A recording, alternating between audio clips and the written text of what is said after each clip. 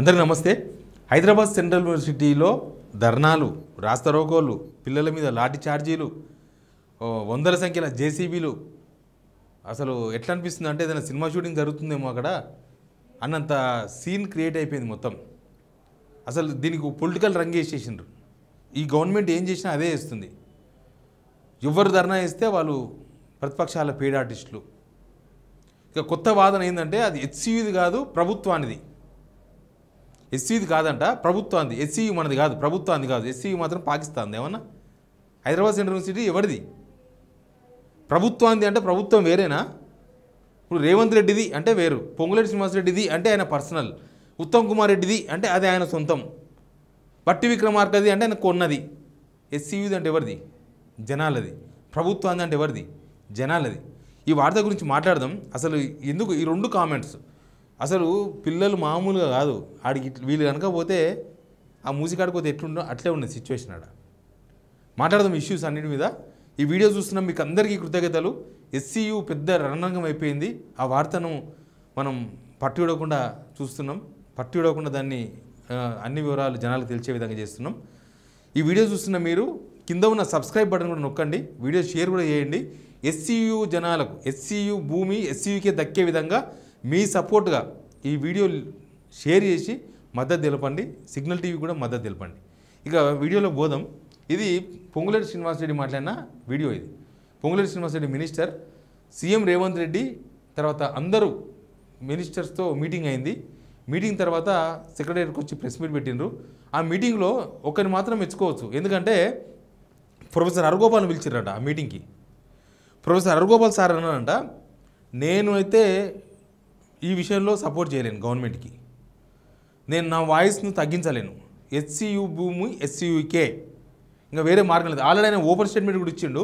కానీ ఆయన సలహా కోసం పిలిచిండ్రా లేకపోతే ఆయన ఒపీనియన్ మార్చుకోమని చెప్పారు ఏమో తెలియదు. కానీ హెచ్సియూను ప్రభుత్వం వదిలేయాలని చెప్పిండు ఖరాఖండిగా చెప్పేసినట. ఇక ఆ తర్వాత కూడా వీళ్ళు మళ్ళీ బయటకు వచ్చి ఏం మాట్లాడిన తెలుసా? ఒకసారి పొంగులేటి శ్రీనివాసరెడ్డి ఏం మాట్లాడిన వినండి. విద్యార్థుల ముసుగులో ఏవైతే గత ప్రభుత్వ పెద్దలు రెచ్చగొట్టి పేమెంట్ టీమును పంపించి అరాచకాన్ని సృష్టించే ఈ ప్రభుత్వం ఉపేక్షించలేదు కూడా. తప్పకుండా మా నాయకురాలు గారి పేటెంట్ ని ఈ ప్రభుత్వం ఎట్టి పరిస్థితిలో ఏ రకంగా ఒక్క అడుగు కూడా మంచి చేసే దాంట్లో వెనకడుగు వేసే ప్రసక్తి చెప్పిందంట. మన ఇంకొక ప్రొఫెసర్ కోనరాం సార్ మాత్రం ఢిల్లీలో ఉన్నారు. ఢిల్లీలో బీసీలకు 42% ధర్నాలు అక్కడ పార్టిసిపేట్ చేస్తున్నారు. ఇక్కడ పిల్లల ధర్నాలు కనబడలే. ఢిల్లీలో కాంగ్రెస్ వాళ్ళు పెట్టిన మీటింగ్ పోయిండు. మనం ఆ సార్ను ప్రశంసించాల్సిందే ఆ విషయంలో. ఎందుకంటే ఆయనకు ఇప్పుడు అయిపోయింది ఎమ్మెల్సీ, తెలంగాణ పొలిటీషియన్ అయిపోయిండు, నెక్స్ట్ జాతీయ పొలిటీషియన్ అవుతాడు అనమాట. ఢిల్లీ లెవెల్లో పొలిటీషియన్ అవుతాడు. అందుకే అటుపోయిండు. ఈడనేమో పిల్లలు కొట్టించుకొని తన్నించుకొని పిల్లలు ధర్నాలు చేయని ఏమన్నా కానీ పోలీసులు కొట్టని ఎంబడవాడని. పొంగులేటి శ్రీనివాసరెడ్డి గారు ఏం మాట్లాడిండ్రు? వాళ్ళంతా పేడ్ ఆర్టిస్టులు, అంట. అంటే అసలు దానిలో సీట్ రావాలంటే పిల్లలకి ఎంత టాలెంట్ ఉందో తెలుసా? నేషనల్ యూనివర్సిటీలో దానిలో సీట్ రావాలంటే చాలా వాళ్ళు చాలా టైం పెట్టి చాలా కాన్సన్ట్రేషన్ చేస్తే దానిలో సీట్ వస్తుంది చదువుకోవడానికి. అంత ఉత్తగా ఆషామాషిగా వీళ్ళు రికమెండేషన్ చేస్తే రాదు. రేవంత్ రెడ్డి చెప్పినా ఇయర్ సీటాలు అట్లుంటుంది. ఆ పిల్లలంట పేడ్ ఆర్టిస్టులు అంటే బీఆర్ఎస్ వాళ్ళు బీజేపీ వాళ్ళు డబ్బులు ఇచ్చి చేపిస్తున్నారంట. అది పొంగులేటి శ్రీనివాసరెడ్డి గారి ప్రవచనాలు. ఏం మాట్లాడతారో అర్థం కాదు, ఎట్లా మాట్లాడతారో అర్థం కాదు. ఎవడు మాట్లాడితే వాడు బీఆర్ఎస్, ఎవడు మాట్లాడితే వాడు బీజేపీ. ప్రశ్నను జీర్ణించుకోలేని బతుకైపోయింది. ప్రశ్న జీర్ణించుకోలేకపోతే ఇంకా వాళ్ళు ఉండలేరు, అయిపోయింది. ఇది దురతరం కన్నా ఎక్కువ. ప్రశ్నను అర్థం చేసుకోలేని వాడు, ప్రశ్నను జీర్ణించుకోలేని వాడు, లేకపోతే ఒక సంఘటనను జీర్ణించుకోలేని వాళ్ళు ప్రభుత్వం మీద జరుగుతున్న ఒక ధర్నానో ఒక నిరసననో దానికి ఒక పబ్లిసిటీ, దానికి ఒక రాజకీయం అంటగట్టేవాడు నాకు తెలిసి పంచి పరిపాలకుడు కాలేడు. ఆ ధర్నా ఎందుకు జరుగుతుందో అదే ఆలోచించాలి. అసలు బీఆర్ఎస్ వాళ్ళు ఇప్పటిదాకా అడిగి పోనేలేదు, కాలేజీ కాడికి పోలే, బీజేపీలు కూడా పోలే. బీఆర్ఎస్ వాళ్ళు ఏమో మళ్ళీ ఆఫీస్ పిలిపించుకొని మాట్లాడుతున్నారు, బీజేపీ వాళ్ళు ఏమో పార్లమెంట్లో మాట్లాడుతున్నారు, కేంద్ర మంత్రిని కలిసిండ్రు. ఈరోజు బీఆర్ఎస్ వాళ్ళు దాసోత్సవం వాళ్ళు కూడా పోయి కేంద్ర మంత్రిని కలిసిండ్రు, ధర్మేంద్ర ప్రధాన్ని. ఇక్కడ జరుగుతున్న ఇష్యూ చెప్పిండ్రు. అంతేగాని ఎవరు యూనివర్సిటీకి పోలే. అసలు విషయం ఏంటంటే ఆడ ఇది వినాలి ఖచ్చితంగా మనం. What is the stand of NSUI on the issue of the bulldozer cleaning which is going inside the campus right now? So, as NSUI, the student organization of the Indian National Congress, we believe in its ideology, we believe for justice, social justice and secularity. But as primary stakeholders of the university, we ourselves being students of this university, detaining 60 plus students, dragging them, thrashing them, that is not a right way to do it. The admin and the state government needs to do something collusively and give clarity to the students so that such things won't happen. It should be dealt in a peaceful way. So that is what. Second thing, like we have already mentioned, it issue arises around 7-8 March when media this reports and came. From that day onwards, we met TJIC chairman, we met concerned Minister Sridhar Babu also. We have conveyed the same, that this land, which is a 400-acre land which is going to be auctioned, this is ecologically biodiversity rich. There must be there are study conducted by the university professors also. We have met them multiple times. TJIC released statement on 13-14. We have never contested the government claim on the land. Very precisely I'm making, we have never contested the government claim on the land. But at the same time, we also were pestering registrar to release the statement from their side. Registrar and BC throughout a month didn't release any statement. On 30th March, when 60 to 70 students were dragged without any direction, 50 bulldozers came in the campus. వాళ్ళు ఎవరు తెలుసా మాట్లాడేది? కాంగ్రెస్ వాళ్ళే. ప్రతి పార్టీకి ఇప్పుడు BRSV ఉంటుంది, BRS విద్యార్థి విభాగం, ఏబీవీపీ ఇవన్నీ ఉంటాయి బీజేపీకి. అది కూడా ఎన్ఎస్యుఐ అనేది కాంగ్రెస్ సంబంధించిన విద్యార్థి విభాగం. వాళ్ళు ఏం మాట్లాడుతున్నారు? అసలు ఇది క్యాంపస్ ఎస్సీయు భూమి, ఇది 400 ఎకరాలు. శ్రీధర్ బాబును కలిసి చెప్పినాము, కాంగ్రెస్ మా పార్టీ లీడర్లను కూడా చాలాసార్లు కలిసి చెప్పినాము, ఈ భూమి ఎస్యు ఇది, ఇక్కడ ఒక బయోడైవర్సిటీ వ్యవహారం ఉంది, ఇక్కడ నెమళ్ళు ఉన్నాయి, పక్షులు ఉన్నాయి, తర్వాత జింకలు ఉన్నాయి, కాబట్టి దీన్ని వదిలేయండి, ఇక్కడ పీస్ఫుల్ వాతావరణం నెలకొల్పే విధంగా చూడండి అని అడిగితే పట్టించుకోలేదంట. ఇప్పుడు వీళ్ళు కూడా పేడ్ ఆర్టిస్టులేనా? అంటే మీ కాంగ్రెస్ కూడా అమ్ముడు పోతుర్రా? మీ ఎన్ఎస్యూఏ వాళ్ళు కూడా అమ్ముడు పోయినరా బీఆర్ఎస్కో బీజేపీకో? ఒకవేళ నిజమే అయితే పొంగులేటి శ్రీనివాసరెడ్డి చెప్పినట్లు వీళ్ళంతా పేడ్ ఆర్టిస్టులు అయితే, వీళ్ళంతా పేడ్ డబ్బులు తీసుకుని మాట్లాడుతున్న వాళ్ళైతే, ఎన్ఎస్యూఐ కూడా అమ్ముడు పోయింది కాబట్టి మీరు కాంగ్రెస్ మూసేయండి. ఇంకెందుకే మీ విద్యార్థి విభాగం వేరే పార్టీలకు అమ్ముడు పోయినాక మీరు ఎందుకు, మంత్రులు ఎందుకు, మీ గవర్నమెంట్ ఎందుకు, మీ కాంగ్రెస్ ఎందుకు, ఇవన్నీ ఎందుకు తెలంగాణలో? ఇక అవసరం లేదు. ఇంకా మీ వల్లే మిమ్మల్ని నమ్మకుండా అమ్ముడు పోయినారంటే మీరు తెలంగాణ ప్రజలను నమ్మించాల్సిన అవసరం లేదు, తెలంగాణ ప్రజలు మేము నమ్మాల్సిన అవసరం కూడా లేదు. అన్ని మేము సెవరల్ టైమ్స్ కలిసినామని చెప్తుండే ఆయన, మేము నెంబర్ ఆఫ్ టైమ్స్ కలిసి చెప్పినాం ఇక్కడ విషయం. అయినా సరే మాకు అదే భూమి కావాలి. ఏ డైరెక్షన్ చేస్తుండ్రో అప్పుడు చంద్రబాబు, ఇప్పుడు రేవంత్ రెడ్డి అదే భూమి కావాలి, అత్తపోయి కోడలు వచ్చినా మాకు అదే భూమి కావాలని అడుగుతున్నారు. ఆ భూమిలో ఏదో ఉన్నది సంథింగ్, ఇది అటు ఇటు చేసి నేను అనుకుంటా ఈ భూమిని 400 ఎకరాలు నాకు తెలిసి మళ్ళీ చంద్రబాబు నాయుడు బినామీలకి అప్పచెప్తారేమో. దానికే రేవంత్ రెడ్డి ఇంత కక్ష దాని మీద ఇంత కాన్సన్ట్రేషన్ చేసినాడు. అసలు ఇవాళ పిల్లల మీద లాఠీ చార్జ్ జరిగింది చూడండి ఒకసారి.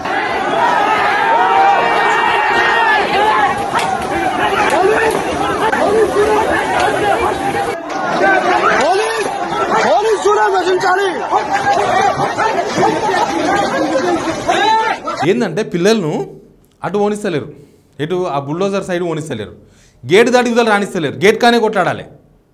ఓ అమ్మాయి మాట్లాడింది, చాలా బాగా మాట్లాడింది ఆమె. సీఎం గారికి పర్సనల్ గా నేను ఓటేసాను, జరిగిన సీఎం ఎలక్షన్స్ లో పర్సనల్ గా నేను ఓటేసాను. Now I am regretting that decision. అర్థమైందా? ఈ పిల్లలు పేడ్ ఆర్టిస్టులు అయితే అసలు అక్కడ సీట్ దొరుకుతుందా? వాళ్ళు ఇట్లా మాట్లాడతారా? ఇంకో అమ్మాయి కూడా మాట్లాడింది. ఇవన్నీ రేవంత్ రెడ్డి గారి నాలే. అసలు మేము చాలా ప్రశాంతంగా మా స్టూడెంట్స్ యూనియన్ అందరం మార్చ్ చేసుకోవడానికి పోయాం. మేము స్టూడెంట్స్ క్యాంటీన్ దగ్గర స్టార్ట్ అయ్యి ఈస్ట్ క్యాంపస్ వరకు మార్చ్ చేసుకుంటూ పోయాం. బార్కేడ్లు వేసి మా మీద లాఠీ చార్జ్ చేశారు. అమ్మాయిలని కూడా చూడకుండా అమ్మాయిల మీద కూడా లాఠీ చార్జ్ చేశారండి. మీకు ఏ హక్కు ఉందని లాఠీ చార్జ్ చేయడానికి అడుగుతాం. మేము స్టూడెంట్స్, ఇక్కడ మేము మా యూనివర్సిటీ స్టూడెంట్స్, మేము ఇక్కడ మా యూనివర్సిటీ వాళ్ళు చదువుకోవడానికి వచ్చాం. మాకు మా భూములు కావాలని అడుగుతున్నాం.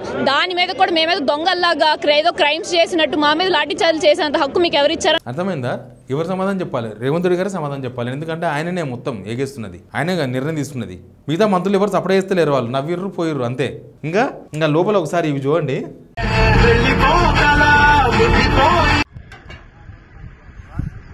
ఎట్లున్నది మొత్తం, ఏదో సినిమా షూటింగ్ కోసం అన్ని బొమ్మ జేసీబీలు తెచ్చి పెడతారు చూడు, అట్లా మొత్తం ఇగో ఎన్ని జేసీబీలు చూడు. అదే షోరూమ్ ఏమన్నా జేసీబీల షోరూమా ఇది?